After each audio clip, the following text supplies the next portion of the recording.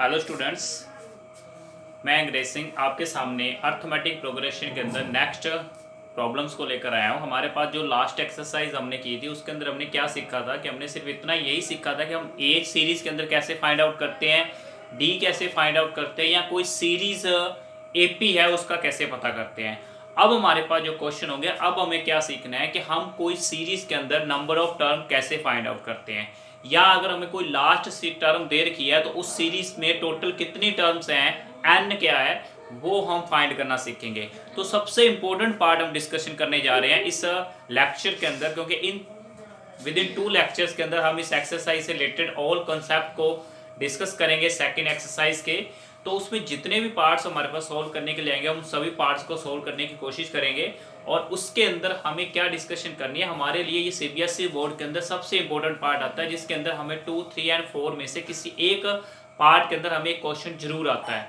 Minimum हम 2 marks की बात करें तो 2 मार्क्स के अंदर हर हालत में हमें क्वेश्चन आता है, एक 2 मार्क्स के अंदर और एक 3 मार्क्स के अंदर, यानी टोटल ओवरऑल 4-5 मार्क्स का वर्क हमें इस एक्सरसाइज से आराम से बन जाता है। तो बहुत ही इजी एक्सरसाइज है, हमें सिर्फ एक कंसेप्ट को समझने की जरूरत है और उसके बेस पर क्वेश्चन को सॉल्व करने की जरूरत है। इजीली हम क्वेश्चन कर सकते हैं। हमारे पास जो पूरी एक्सरसाइज है इस फॉर्मूले के ऊपर डिपेंड है।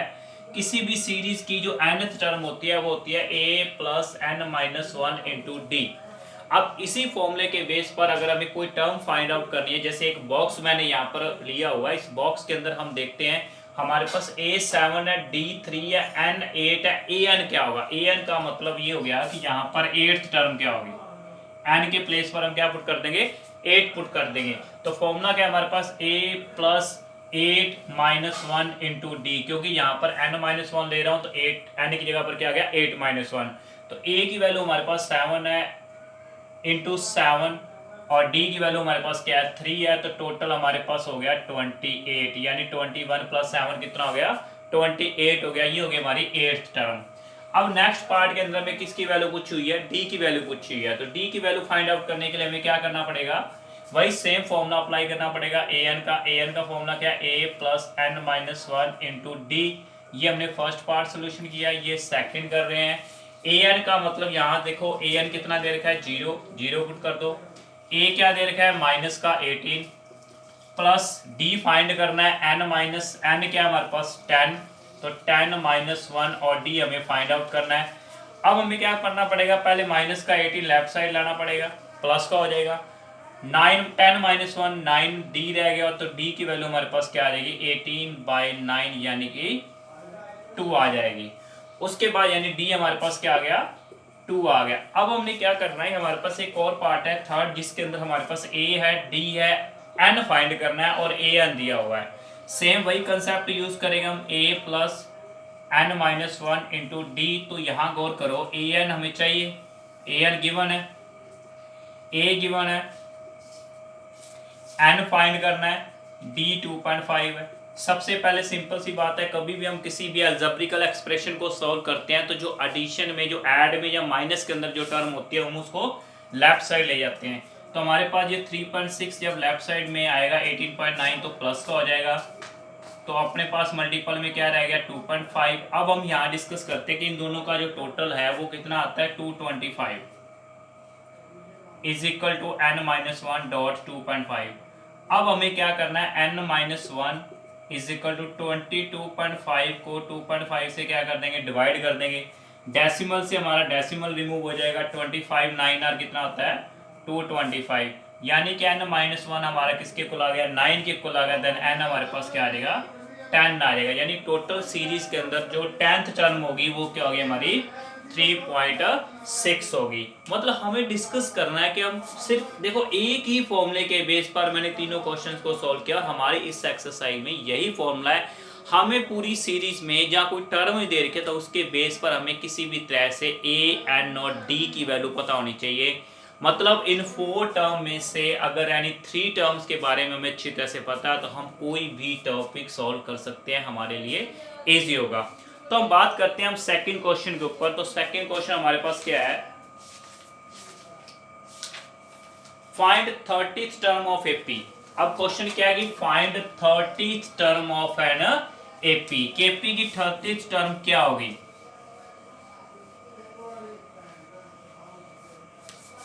क्वेश्चन की स्टेटमेंट क्या है, find 30th term of the AP. तो एपी हमारे पास है 10 है, 7 है, 4 है। तो हमें क्या करना है, सिंपल, सबसे पहले गिवन एपी लिखते हैं। गिवन एपी, एपी सीरीज हमारे पास क्या है, 10, 7, 4। उसके बाद हम फर्स्ट टर्म को क्या कहते हैं, ए कहते हैं, ए 10 आ गया। उसके बाद डी क्या होता है, second term minus first term, यानी डी -3 हो गया। कौन से नंबर की टर्म फाइंड करनी है, 30th नंबर, यानी एन आपके पास क्या हो गया, 30 हो गया। आपको मैंने क्या बोला था कि टोटल हमारे पास जो एनएस फॉर्मूला है उसके अंदर टोटल 4 टर्म हमारे पास होती है, 4 टर्म। एक ये होगी, एक ए हो गया, एक एन हो गया, एक डी हो गया। यानी इन 4 टर्म में से ए एन चाहिए, ए एन का मतलब ए 30 चाहिए, ए 10 है, एन 30 है, और डी -3। और -3 हमेशा हम क्या लिखेंगे, डी की वैल्यू जब भी नेगेटिव होगी आप उसका क्या यूज करोगे, ब्रैकेट का यूज करोगे। तो आपके पास आ गया 10 + 29 मल्टीप्लाई -3, यानी हम क्या करेंगे 10 - 87। तो हमारे पास रिजल्ट क्या आ गया, -77, जो कि हमारा सेकंड क्वेश्चन कंप्लीट हो गया। इस हम मतलब कोई भी सीरीज की हम नंबर ऑफ टर्म कभी भी फाइंड आउट कर सकते हैं। अगर हम ये फॉर्मूला क्लियर है, इट मींस हम हर एक क्वेश्चन इजीली कर सकते हैं। अब बात करते हैं हम एनसीईआरटी के अंदर हमारे पास क्वेश्चन है कि हमें कुछ मिसिंग टर्म फाइंड आउट करनी है। हमारे पास जो थर्ड क्वेश्चन है उसमें हमारे पास 5-6 पार्ट्स दिए हुए हैं, हमें मिसिंग टर्म पार्ट्स करनी है। तो उसके अंदर मैं 1-2 पार्ट्स आपके सामने सॉल्व करता हूं। तो बात करते हैं हम थर्ड क्वेश्चन के अंदर हमारे पास एक पार्ट दिया हुआ है। थर्ड क्वेश्चन हमें 2 बॉक्स 26 ये एक पार्ट दिया हुआ है फर्स्ट। सेकंड पार्ट अगर यहाँ हम गौर करें तो फर्स्ट बॉक्स है, फिर 13 है, फिर बॉक्स है और फिर 3 है। और एक और पार्ट डिस्कस कर लेते हैं फिफ्थ। यहाँ पे फर्स्ट पे बॉक्स है, 38 है, फिर बॉक्स है, फिर बॉक्स है, फिर बॉक्स है, और देन हमारे पास क्या है, -22। सिंपल सी बात है। सीरीज जो हमें दे रखी है बेटा, इस सीरीज के अंदर हमें क्या गौर करना है कि हमारे पास ये पहले फर्स्ट पार्ट के ऊपर बात करते हैं हम, सॉल्यूशन ऑफ फर्स्ट पार्ट। इसमें जो गिवन है 2 दिया है, बॉक्स है, 26 है, मतलब फर्स्ट ये कौन सा मतलब क्या है, ये सीरीज की पहली टर्म है, ये दूसरी टर्म और ये तीसरी टर्म है। तो ये पहली टर्म है, पहली टर्म के लिए क्या यूज करते हैं, ए। ये सीरीज की कौन सी नंबर की टर्म है, तीसरी टर्म। तीसरी टर्म के लिए क्या लिखेंगे हम, A3। और A3 को हम क्या लिख सकते हैं, A + 2D। अब A पता है, ये 2 उधर माइनस हो गया, तो D कितना आ गया, 12 आ गया। अब ये चाहिए, ये कौन से नंबर पे है, दूसरे नंबर पे। तो दूसरे नंबर के लिए क्या लिखोगे आप, A + D। A क्या है 2, D क्या है 12, यानी कि हमारे पास क्या आ गया, 14 आ गया। सिंपल क्वेश्चन, कुछ नहीं है। फर्स्ट टर्म है, सेकंड टर्म है, थर्ड टर्म है, जो गिवन है उसको पुट करो। अब मान लो सेकंड पार्ट के ऊपर डिस्कस करते हैं। सेकंड पार्ट में हमें क्या क्या दिया हुआ है, बॉक्स खाली है, 13 है, फिर बॉक्स खाली है, फिर 3 है।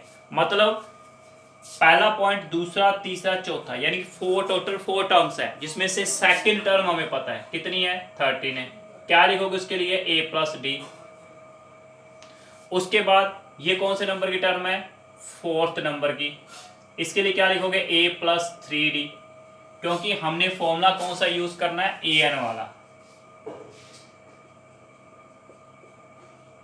4 यहां आएगा तो 4 - 1 कितना हो गया, 3D होगा। सिंपल, कोई लॉजिकल पॉइंट हमारे पास डिफरेंट नहीं है, सिर्फ इसी फॉर्मूले के बेस पर हम देख सकते हैं।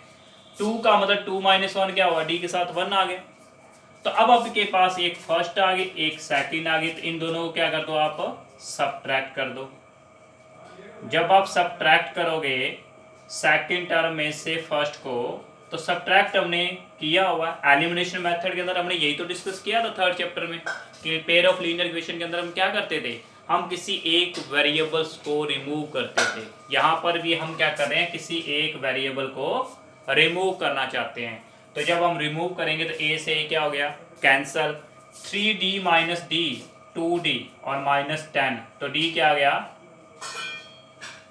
-5 आ जाएगा। d की वैल्यू आपके पास क्या आ जाएगी, -5। अब आपके पास d -5 आ गया तो यूज करो d। फर्स्ट में कर लेते हैं इसके अंदर, तो a d की जगह पर -5, तो ये आपका माइनस का 5 राइट साइड जाके किसका हो गया, प्लस का। a क्या आ गया, 18 आ गया। a 18 आ गया। अब आपको क्या चाहिए, तीसरे नंबर की टर्म चाहिए। तीसरे नंबर की टर्म के लिए क्या लिख सकते हैं हम, a प्लस 2d। तो a 18 है, d आपके पास -5 है, यानी 18 में से अगर 10 माइनस करते हैं तो रिजल्ट क्या आता है, 8 आता है।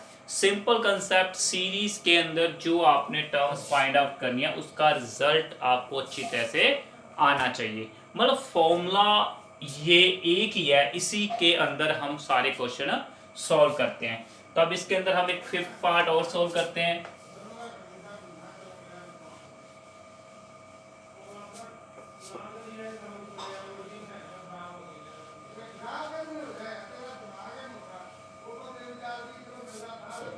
फिफ्थ पार्ट के ऊपर अब डिस्कस करें तो इस फिफ्थ पार्ट के अंदर फर्स्ट टर्म ब्लैंक है, सेकंड दे रखी है, थर्ड ब्लैंक है, फोर्थ ब्लैंक है, फिफ्थ ब्लैंक है एंड सिक्स्थ ब्लैंक है। सिक्स्थ हमें दे रखी है। तो हम पहले बात करें सेकंड, 38 है, इसके लिए क्या यूज करोगे, a प्लस डी। ये आपके पास क्या है, सिक्स्थ टर्म है, इसके लिए क्या यूज करोगे, a प्लस 5d। ये फर्स्ट कंडीशन होगी, ये सेकंड होगी। अब हम क्या करेंगे, दोनों को माइनस कर देते हैं। एलिमिनेशन मेथड हम क्या किया है, एलिमिनेट मतलब दोनों को हम क्या करेंगे, सबट्रैक्ट करेंगे। और जब सबट्रैक्ट करेंगे मतलब a प्लस 5d माइनस 22 और a plus D equal to 38। और जब आप माइनस करोगे तो ये कैंसिल हो गया, 4d इक्वल माइनस के 60, तो d क्या आ गया, माइनस के 15 आ गया। अब d माइनस के 15, तो use d equal to -15 in first में यूज करते हैं।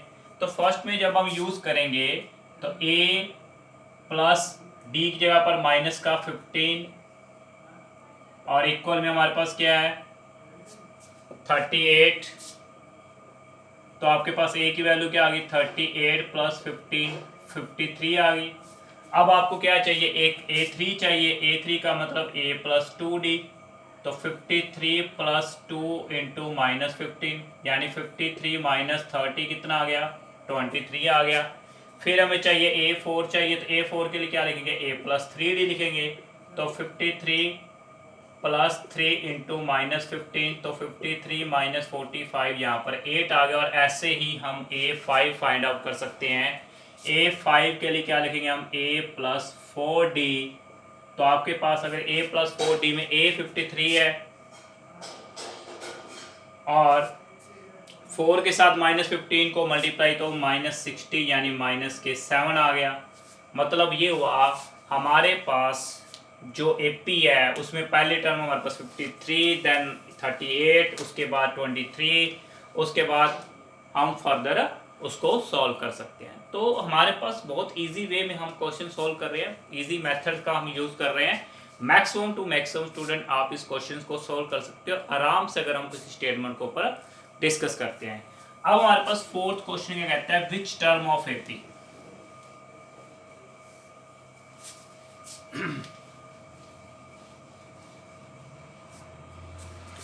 which term of AP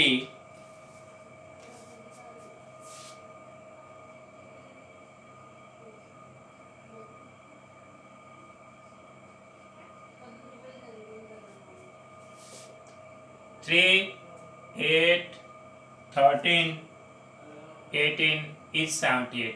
यानी इस क्वेश्चन में पूछा गया ऐसी कौन सी टर्म है जो 78 है। मतलब यहाँ हमें n पूछा गया है, हमें क्या पूछा गया है, n पूछा गया है। तो गिवन जो AP है,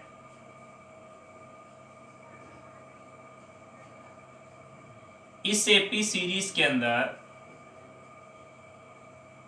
हमारे पास लास्ट में 78 दिया, यानी फर्स्ट टर्म अगर आपके पास 3 है, डी आपका आएगा second term minus first term 5, last term आपकी आएगी 78। तो लास्ट टर्म का फॉर्मूला हमारे पास क्या आता है, A plus N minus 1 into D. तो यहाँ आ गया 78, ए आ गया 3, एन माइनस 1, डी आ गया 5। तो पहले 3 इधर आगे माइनस करेंगे, उसके बाद रिजल्ट क्या बचा 75,